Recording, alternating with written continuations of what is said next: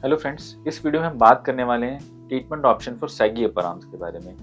बहुत सारे पेशेंट्स आजकल हेल्थ बेनिफिट्स के लिए अपना वेट लूज कर रहे हैं, बट ये देखा गया कि नॉर्मली पेशेंट जब भी वेट लूज करते हैं तो उनकी आर्म्स का जो जो स्किन जो है वो काफ़ी सैगी हो जाती है, जिसके कारण से वो ऐसा हमें आके कंप्लेंट करते हैं कि उनको बहुत अनफिट फील होता है, उनको एजेड अपीयरेंस लगती है। और फीमेल पेशेंट्स कहती हैं कि उनको स्लीवलेस क्लोथ्स पहनने में या शॉर्ट स्लीव्स कपड़े पहनने के अंदर बहुत ही अंडर कॉन्फिडेंट फील होता है। तो इस वीडियो में हम इसी के बारे में थोड़ा बात करने वाले हैं कि इनकी क्या ट्रीटमेंट ऑप्शंस होते हैं, क्या कॉजेज होते हैं।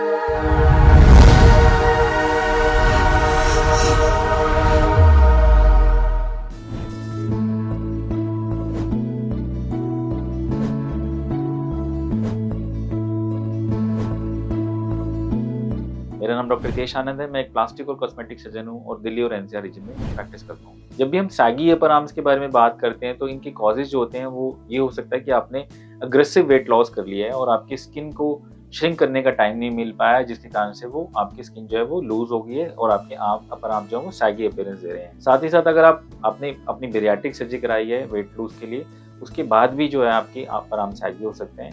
अपर आर्म सैगी होने का कारण ये भी होता है कि आपने प्रेगनेंसी के बाद अपना जो भी बेबी फैट है उसको लूज करने के लिए एक्सेसिव फैट लॉस किया है, डाइटिंग किया है, क्रैश डाइटिंग किया है और बहुत एग्रेसिव वे के अंदर किया है, जिसके कारण से अगेन आपका अपर आर्म की स्किन को श्रिंक होने का टाइम नहीं मिल पाया और उसमें सैगीनेस आ गई है। ये अपर आर्म की सैगीनेस जो है वो नॉर्मली एजिंग प्रोसेस के कारण भी हो सकती है या एक्सेसिव वेट गेन के कारण भी आपका वहां पर बल्कीनेस या फैट के कारण सैगीनेस हो सकती है। जब भी हम सैगीनेस ऑफ अपर आर्म्स के बारे में बात करते हैं तो हम इसको 3 कैटेगरीज में डिवाइड कर सकते हैं।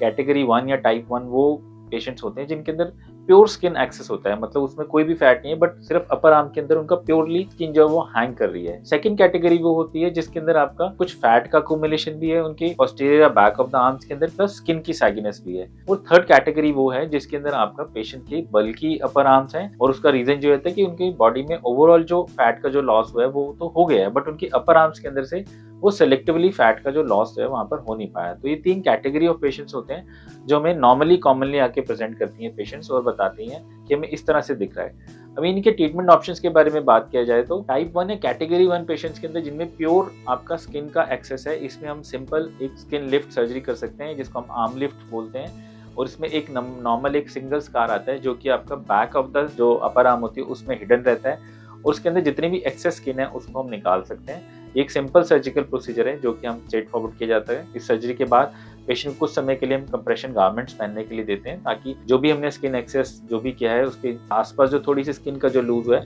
वो स्किन अच्छे से श्रिंक हो जाए और उनको एक अपर आर्म्स को एक बेटर कंट्रोल मिल पाए। टाइप 2 या कैटेगरी 2 पेशेंट वो रहते हैं जिनके अंदर आपका आर्म्स का सैगीनेस भी है और उनका फैट का अकोमुलेशन भी उस एरिया के अंदर है, मतलब एक्सेस फैट भी है और एक्सेस स्किन भी है।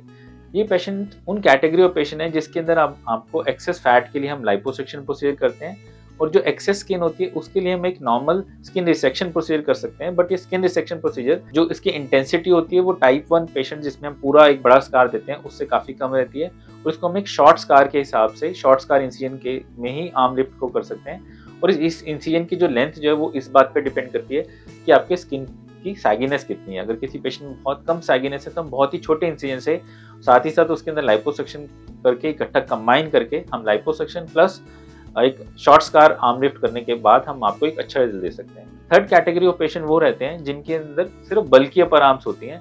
इन पेशेंट के अंदर हम स्ट्रेट फॉरवर्ड हम अल्ट्रासाउंड असिस्टेड लाइपोसक्शन या वेजर टेक्नोलॉजी का इस्तेमाल कर सकते हैं।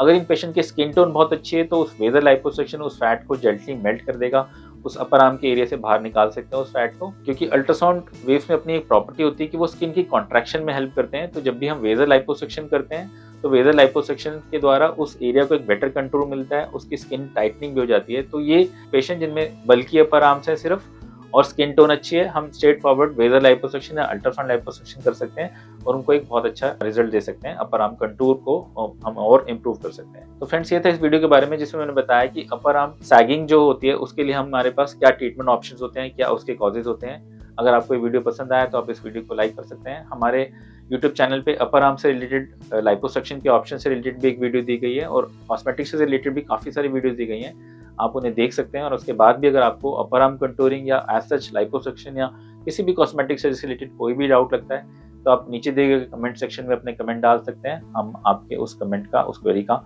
आंसर कर देंगे। Thank you friends.